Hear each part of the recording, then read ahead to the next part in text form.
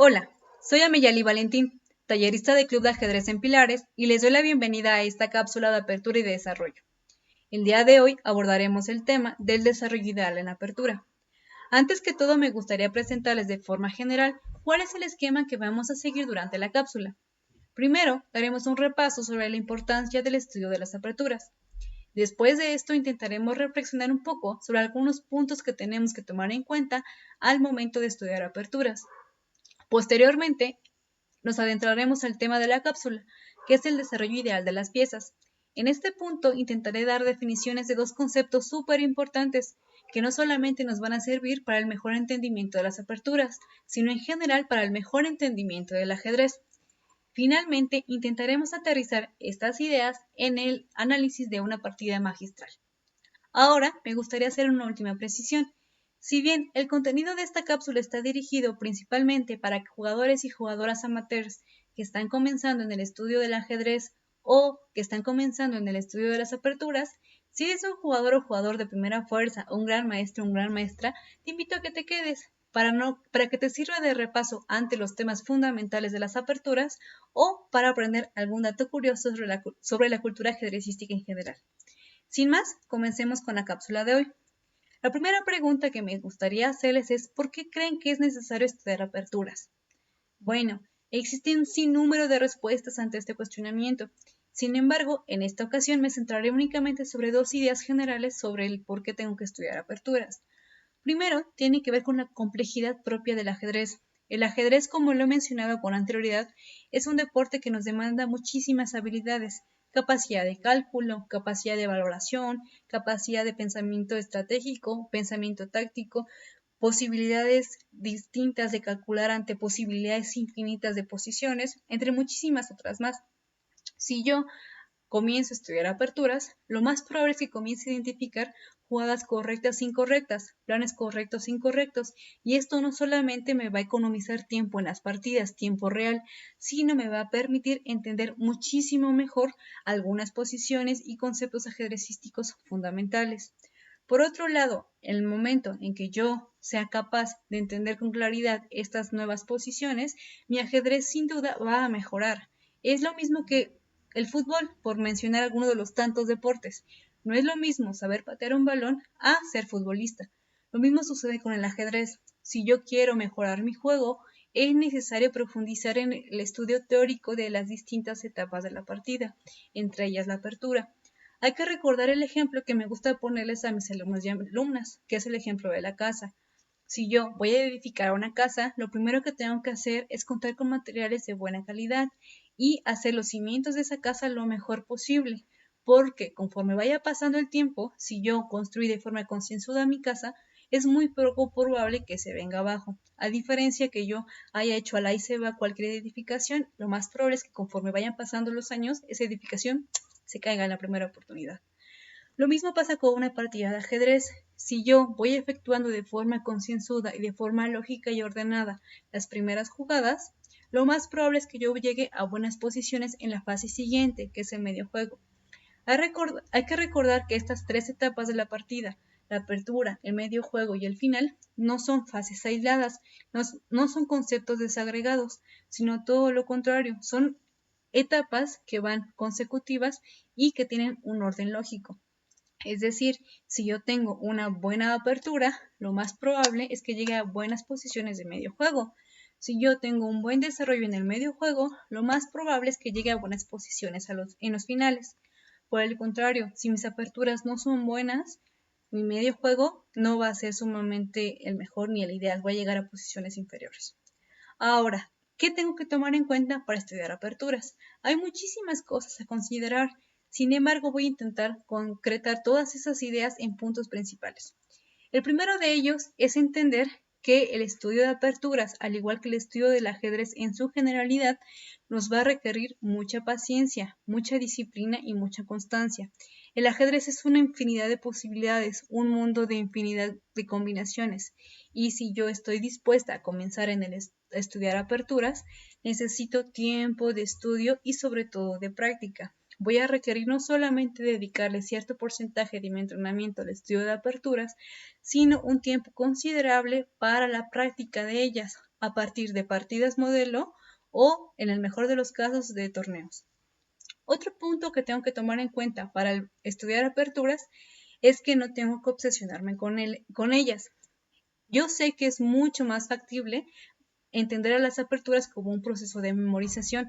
Entre más aperturas me aprendo de memoria, probablemente mi nivel de juego sea mucho mayor. Y esto no necesariamente es así. No hay que entender el estudio de aperturas como un proceso de mecanización y de memorización, sino todo lo contrario. Hay que entender al proceso de aprendizaje de aperturas como algo necesario que me va a permitir un mejor entendimiento de conceptos estratégicos y tácticos durante el desarrollo de mis partidas, que no, entre más jugadas me sepa, mucho mejor jugador de ajedrez voy a ser. Me gusta decirle mucho a mis alumnos y a mis alumnas que cuando yo ya conozco las nociones básicas del ajedrez, lo que me va a diferenciar de un buen jugador a un mal jugador es que ya no voy a pensar el ajedrez a partir de jugadas, sino a partir de planes. Y al yo estudiar aperturas me va a permitir identificar planes concretos y correctos dentro de las primeras jugadas de una partida de ajedrez. Finalmente, hay que tomar en cuenta que el mundo de las aperturas y defensas en ajedrez es algo inmenso y que muchas veces voy a elegir estas aperturas y defensas de acuerdo a cuáles más me gusten, cuáles vayan con mi estilo de juego. Si yo soy una jugadora muy posicional, probablemente escoja posiciones mucho más cerradas, esquemas mucho más abiertos. Sin embargo, hay muchos puntos que tengo que considerar al momento de estudiar aperturas. Tengo que darme cuenta cuál es el tiempo real que le voy a dedicar al estudio de aperturas. Por ejemplo, si tengo mucho tiempo para el estudio de aperturas, probablemente me convenga estudiar esquemas mucho más teóricos con más variantes. Por el contrario, si yo estoy dispuesta o no tengo todo el tiempo del mundo para estudiar aperturas, lo más probable es que a mí me convenga estudiar esquemas mucho menos teóricos con menos variantes. Otro punto es darme cuenta del nivel real de juego que tenga. Es decir, si yo soy una jugadora amateur y apenas estoy iniciando en el ajedrez, lo más probable es que a mí no me convenga el estudio de posiciones muy complicadas, sino todo lo contrario. Necesito comenzar con el entendimiento de esquemas sencillos y tradicionales, como la apertura española o la apertura italiana, por ejemplo, porque hay que recordar que el pensamiento ajedrecístico ha ido evolucionando conforme pasan los años, pero es importante estudiar a los clásicos porque ellos fueron los que colocaron las bases teóricas dentro de las aperturas de ajedrez. Ahora, ya que dimos una pequeña introducción sobre el estudio de las aperturas de ajedrez, vayamos de lleno al desarrollo ideal de la apertura. Hay que recordar que dentro de la apertura tengo tres nociones estratégicas fundamentales que tengo que tomar en cuenta. La primera de ellas es el control central, la segunda de ellas es el desarrollo lógico y rápido de las piezas y el tercero es la seguridad del rey. Otra vez, hay que recordar que para las explicaciones y para el estudio hay muchos elementos que los desagrego y que parecieran ser en ciertos sentidos aislados. Sin embargo, en el ajedrez real, en la práctica real de mis partidas, estos tres elementos, entre muchísimos otros, son elementos que van de la mano, que van de forma conjunta. Es decir, el control central claramente va de la mano con el desarrollo de las piezas y el desarrollo de las piezas claramente va de la mano con la seguridad de mi rey. En este momento daremos un poco mayor de énfasis al desarrollo ideal de las piezas durante la apertura. Ahora, de forma muy concreta, hay tres puntos principales que tengo que tomar en cuenta para un desarrollo ideal en apertura. La primera de ellas es que mis piezas tienen que ir siempre hacia el centro. El segundo, tengo que tener un desarrollo lógico y intentar evitar tiempos. El tercero de ellos es evitar en la medida de lo posible estorbar mis propias piezas y ser capaz de identificar y de dominar líneas y casillas clave. Espero que durante el desarrollo y análisis de la partida modelo que veremos a continuación, estas ideas queden mucho más claras. Ahora, de forma muy general, voy a presentar en nuestro diagrama algunas ideas claves que son las que ya mencioné y voy a presentar un esquema que, si bien no pareciera de apertura, nos va a permitir entender la importancia del control central. Por parte de las blancas, tengo un caballo en H3. Vamos a contar de forma muy rápida cuáles son las casillas a las cuales puede llegar el caballo blanco. El caballo blanco puede llegar a la casilla G1, puede llegar a la casilla F2, puede llegar a la casilla F4 y a la casilla G5. Como podemos darnos cuenta, el caballo en la orilla tiene la capacidad de dominar 4 casillas. Vayamos ahora con el caballo negro, que vamos a pintar de color azul. Nuestro caballo en el centro va a dominar estas casillas. Y en total son 8. C3, B5, C7, E7, F6, F3 y E3. Como podemos darnos cuenta, una pieza en el centro tiene mayor capacidad de movimiento y por consecuente se vuelve más fuerte, ¿de acuerdo? En segundo lugar, una de las razones por las cuales es más importante colocar mis piezas en el centro que en las orillas es que tengo mayor posibilidad de movimiento. Es decir, yo tengo una pieza en el centro, me va a tomar probablemente menos jugadas llevarlo a un flanco o al otro, dependiendo de lo que me demande la posición, a diferencia de un caballo que yo tenga en la orilla, que me va a llevar muchísimo tiempo llevarlo de un flanco al otro flanco. Ahora, ¿qué sucede con el segundo punto? El desarrollo lógico de las piezas y evitar la pérdida de tiempos. Tiene que ver con el orden con el cual voy a desarrollar mis piezas. Rapidísimo y de forma muy breve vamos a presentar un desarrollo correcto de blancas y un desarrollo incorrecto por parte de las negras.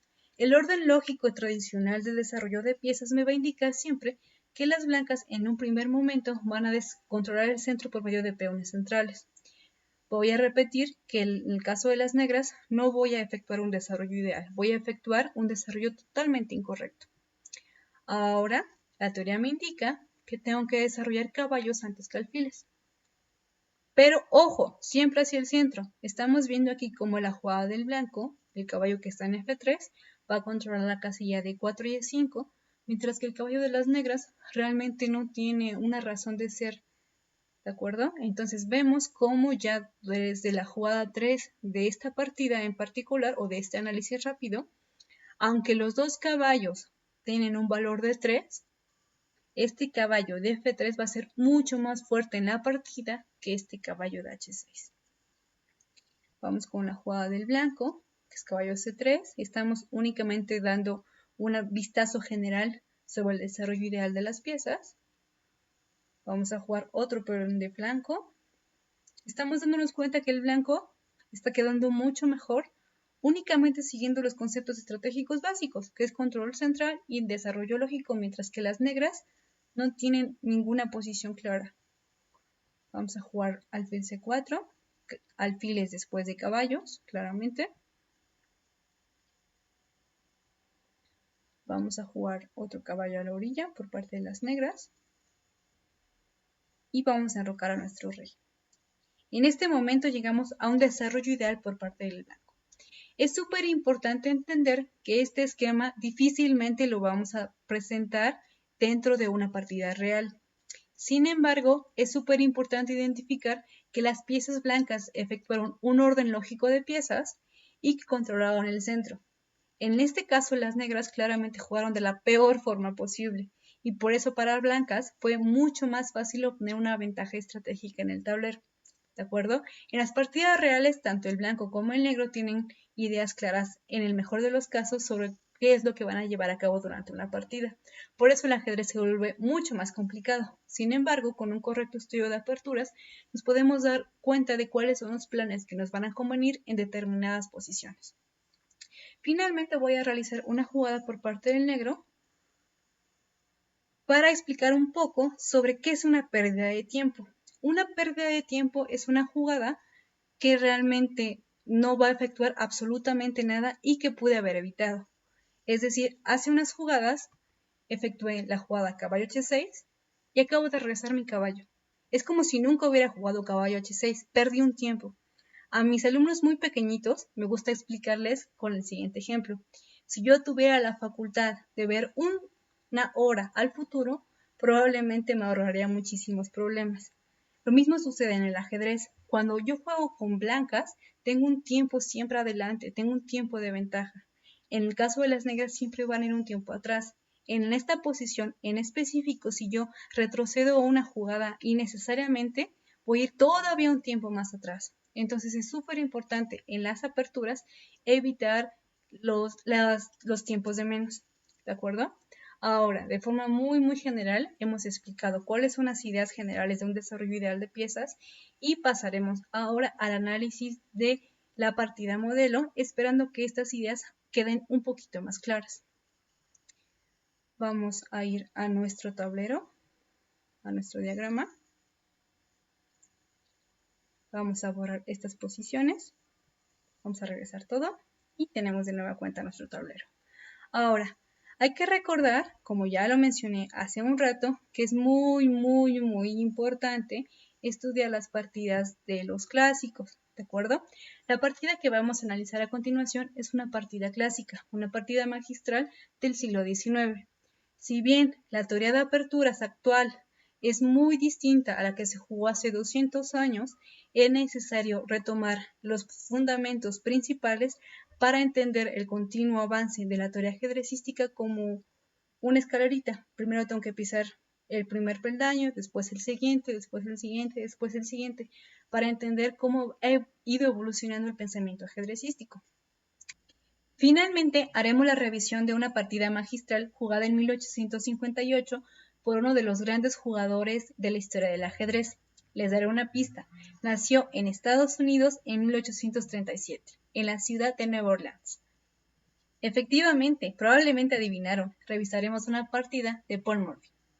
Paul Morphy, repito, nació el 22 de junio de 1837 en la ciudad de Nueva Orleans, en Estados Unidos. Falleció el 10 de julio de 1884. Ahora, Morphy fue considerado en su momento como uno de los grandes genios no solamente de Estados Unidos, sino de todo el mundo en general, pese a que no llegó a ser campeón del mundo, puesto que en esa época no existía la figura de campeonato del mundo como actualmente la conocemos. Pese a que la vida ajedrecística de Morphy realmente se resume a muy pocos años, los aportes teóricos que realizó son de tal importancia que hasta la fecha los seguimos revisando. Morphy se cuenta que aprendió a jugar únicamente viendo a su padre y a su tío, pero nunca vio el ajedrez como algo digno de ser estudiado. Hay que recordar que para el pensamiento de la época, ser ajedrecista no era una profesión, no era una figura como actualmente la tenemos. El ajedrez era un hobby, era un espacio de recreación para las familias más acomodadas y más ricas del momento, entre las cuales estaba la familia de Morphy. Morphy, ya dijimos, aprendió a jugar desde edad muy temprana, al punto de tener 9 años, fue considerado como el mejor jugador de la ciudad de Nueva Orleans. Ahora, conforme fue pasando el tiempo, Morphy decidió estudiar leyes y se convirtió en abogado. Sin embargo, cuando se gradúa de la Universidad de Leyes, él no tiene la edad suficiente para poder comenzar a litigar, por lo que se da un pequeño espacio para poder viajar y para poder jugar ajedrez. En ese momento, él recibe la invitación de jugar el primer Congreso estadounidense de ajedrez en la ciudad de Nueva York y, a instancias de su tío, acepta esta invitación. Morphy gana en aquel momento el torneo y en ese momento le gana a grandes jugadores de Estados Unidos como Louis Paulsen. Morphy en ese año fue declarado campeón de Estados Unidos y justamente en 1858 decide viajar a Europa para enfrentarse con el campeón europeo de aquel momento, que era Howard Staunton. Pese a que este match nunca se llevó a cabo por diversas razones, entre ellas las negativas de Staunton para jugar contra Morphy, Morphy nos dejó diversas partidas desde las cuales podemos admirar la brillantez de sus conceptos tanto estratégicos como sus remates tácticos en las partidas. Ahora, la partida que vamos a ver a continuación es una partida que Morphy juega en 1858 contra dos aficionados. Efectivamente, la juega contra dos aficionados. Ahora, esta partida es una partida bastante curiosa, puesto que tiene una historia detrás. Esta partida también es nombrada o conocida como el juego de la ópera, o en francés, le partie de l'opéra. ¿Por qué? Porque justamente Morphy la juega en el palco de París, donde fue invitado por los retadores de aquel momento. Ahora, ¿qué sucede con esta partida? Bueno, Morphy es invitado ya en Francia a ver una ópera de la cual Morphy era aficionado. Hay que recordar que Morphy, al pertenecer a una clase alta, pues tenía gustos bastante excéntricos para lo para los gustos contemporáneos. Le gustaba ir a la ópera, viajar, entre muchísimas otras. Ahora, se cuenta que esta partida se jugó en el palco del duque de Brunswick, uno de los rotadores, y que la ópera que se presentó en aquel momento era El Barbero de Sevilla. Sin embargo, hay algunas versiones que cuentan que realmente la ópera que escuchó Murphy en aquel momento no era El Barbero, sino era Norma. O incluso hay algunos que dicen que eran Las Bodas de Fígaro. Bueno, sin importar la ópera que realmente se escuchó en aquel momento, lo que sí sabemos es que esta partida se juega en un palco de la Ópera de París y que se efectúa de la siguiente manera. Vamos ahora sí a remitirnos a nuestro tablero para ver cómo en el palco parisino Murphy nos da una brillante lección sobre cómo jugar las aperturas. Murphy de blancas, de negras el duque de Brunswick y el conde de Soissons. Se juega en 1858 en París. Juega Murphy como jugada número 1, E4. Negras, E5. Recordando un poco de los conceptos que hemos manejado con anterioridad, hay que recordar que este esquema es un esquema de tipo abierto, muy recurrente en aquellos jugadores del siglo XIX. Murphy juega caballo F3, un desarrollo normal del caballo.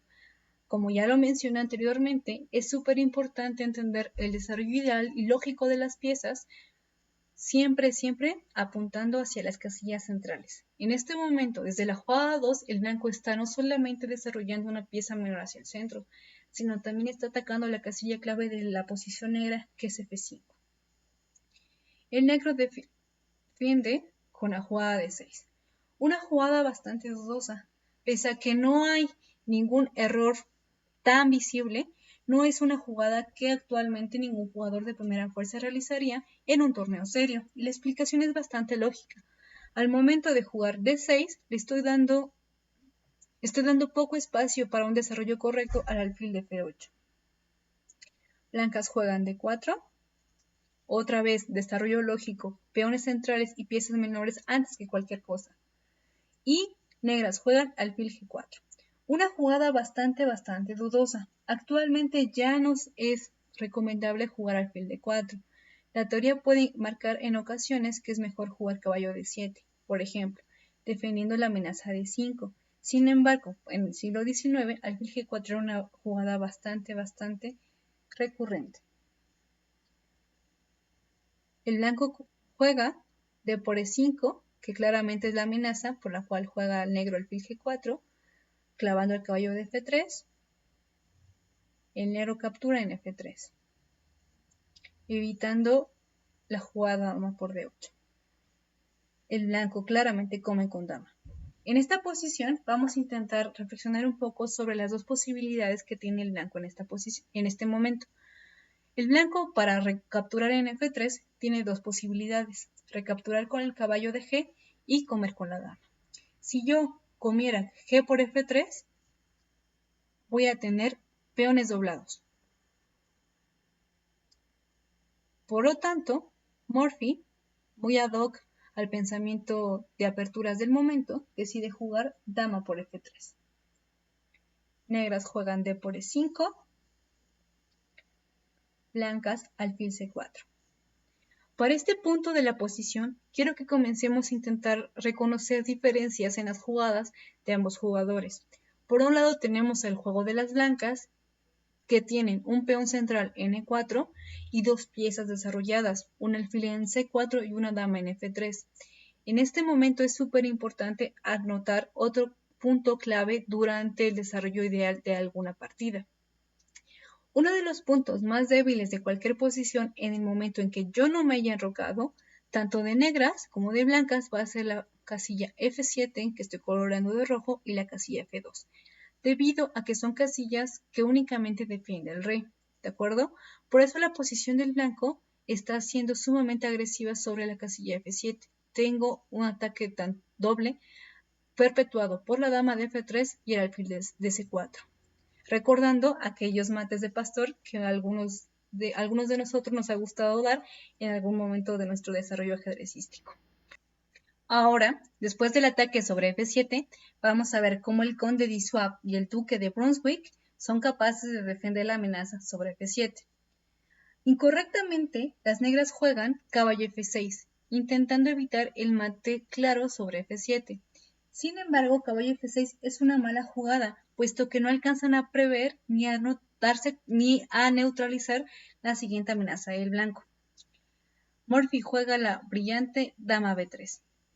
Ahora nos damos cuenta que si bien Morphy ya vulneró una de las principales reglas de la apertura, que es no jugar una pieza mayor al inicio de la apertura, Morphy está aprovechando la debilidad del negro para poder controlar líneas como es la diagonal que va de A2 a G8 con una batería de alfil y dama. Es decir, las reglas que hemos mencionado no son a ciencia cierta ni a rajatabla, siempre van a depender de la naturaleza de la posición.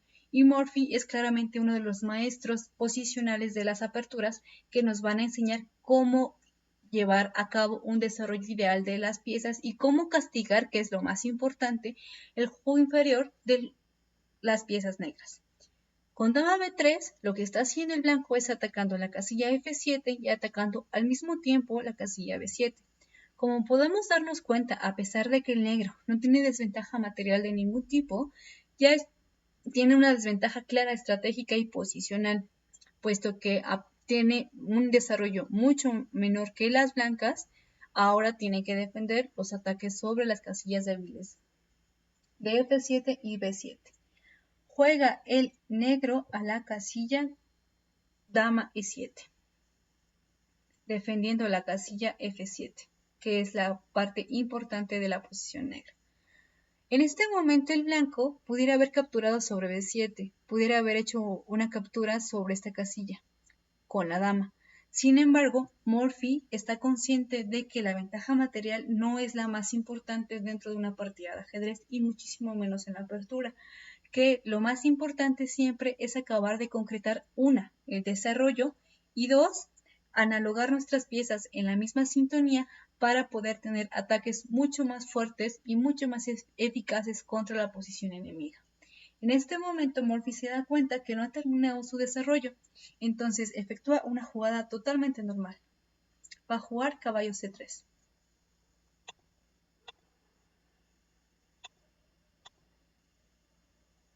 Caballo C3. Como podemos darnos cuenta, el blanco está desarrollando unas piezas hacia el centro y si bien el orden lógico que yo había propuesto al inicio de la cápsula ya se rompió y ya se vio lento con el desarrollo de la dama y la captura en F3, el blanco sigue concretando su ventaja a partir del desarrollo lógico de piezas, a partir del dominio de las casillas centrales, E4, D4 y E5, D5. El negro va a jugar C6 como un intento desesperado de controlar la amenaza que está en B7 y el blanco otra vez va a desarrollar su alfil y al mismo tiempo clavando la pieza que está desarrollada del negro en la casilla F6. Va de nuevo, a pesar de que el negro no tiene una desventaja material como una pieza de menos o peones de desventaja, ya nos podemos dar cuenta cómo la ventaja del blanco es sumamente arrolladora en cuestión posicional. Sin embargo, y es algo que se tiene que ir aprendiendo conforme nuestro nivel de ajedrez va aumentando, lo más importante en este tipo de posiciones es saber cómo convertir esa ventaja posicional, no solamente en apertura, en ventaja real, es decir, en ventaja de material o en el mejor de los casos a partir de un mate, que es lo que Morphy nos va a presentar a continuación con las siguientes jugadas. Después del alfil C5, el negro intenta desesperadamente atacar las piezas del blanco con la jugada B5. Ambos aristócratas europeos lo que intentan hacer es atacar el alfil fuerte del blanco. Podemos darnos cuenta de, a pesar de que materialmente, de nuevo, tenemos las mismas posiciones, la ventaja posicional es clara. Y este alfil de C4, por ejemplo, es mucho más fuerte que el alfil de F8. A pesar de que la teoría nos marca de que los dos alfiles, cada uno vale 3 unidades, los alfiles son de fuerza diferente. Ahora, ¿qué va a hacer Morphy? Probablemente lo primero que nos viene a la mente es quitar a nuestro alfil de la casilla en donde está siendo amenazado. Sin embargo, Morphy, consciente de la ventaja que tiene, decide dar un remate táctico, retomando un poco el concepto que mencioné con la anterioridad. La noción estratégica de Morphy fue un desarrollo lógico, un aprovechamiento de las líneas débiles del negro, como la diagonal A2, G8, y ahora va a dar una resolución táctica de la posición. A través de un sacrificio de una pieza menor, va a traducir esa ventaja posicional que tiene en ventaja real, en ventaja de mate. Y vamos a ver el remate tan brillante y tan bonito que da Morphy en la posición. Va a jugar caballo por B5, cediendo la pieza menor, sacrificando la pieza. El negro captura en B5 y el blanco juega alfil por B5 jaque. La jugada lógica del negro claramente es jugar caballo B de 7, quitando el jaque e intentando tardíamente desarrollar alguna pieza, y el blanco se va a enrocar largo. En este momento vemos cómo, a pesar de que las piezas negras, entre comillas, que están desarrolladas como el caballo de F6, el caballo de D7 y la dama de E7 realmente no son fuertes, realmente no están en sus posiciones ideales y no están aportando nada a la posición del negro. Vemos como el caballo de F6 está totalmente amarrado a esta casilla debido a la clavada de la dama en E7, el caballo de D7 está sumamente arraigado a la defensa del rey, el alfil de F8 no puede salir y si no sale el rey negro no es capaz de pensar en un enroque en el flanco del rey, y la torre del negro realmente no tiene ningún plan claro, ¿no? A diferencia de las piezas blancas, donde tenemos un alfil en B5 que está amarrando al caballo que está en la defensa en D7, el alfil en G5 que está clavado y la dama en B3 que está atacando la diagonal A2 y F7. Después de la jugada del blanco, claramente el negro se da cuenta que hay tensión sobre la casilla D7. Y en un intento desesperado, intenta defenderlo a partir de torre de 8. Como podemos darnos cuenta, la posición del negro ya es sumamente inferior. Únicamente están esperando el remate. En este tipo de posiciones tenemos un concepto ajedrecístico muy bonito, derivado de la voz alemana, Sussbank, y se puede traducir más o menos como el inconveniente de tener que jugar. En esta posición, la posición está tan mal del negro que cualquier jugada que haga realmente va a perder, ¿no? Entonces tengo el inconveniente de tener que jugar. Entonces podemos decir que el negro está en Sussbank. Después de torre de 8, vamos a ver el remate de Morphy. Juega torre por D7, entre comillas, regalando la torre. El negro no puede capturar con el caballo debido a la clavada de la dama. Va a recapturar con la torre. Y el blanco vuelve a clavar sobre la columna D con la torre de H. Vemos cómo, a pesar de que el blanco, entre comillas, tiene una torre de menos, eso no importa porque la torre de H8 no está jugando, el alfil de F8 no está jugando y todas las piezas del blanco están atacando y están coordinadas de tal manera que el ataque sobre las piezas negras va a ser muy fácil. Después de torre de 1, el negro va a jugar dama y 6, intentando, yo diría inútilmente, de desclavar al caballo de F6. Y Morphy remata de una manera simplemente extraordinaria. Alfil por D7 jaque.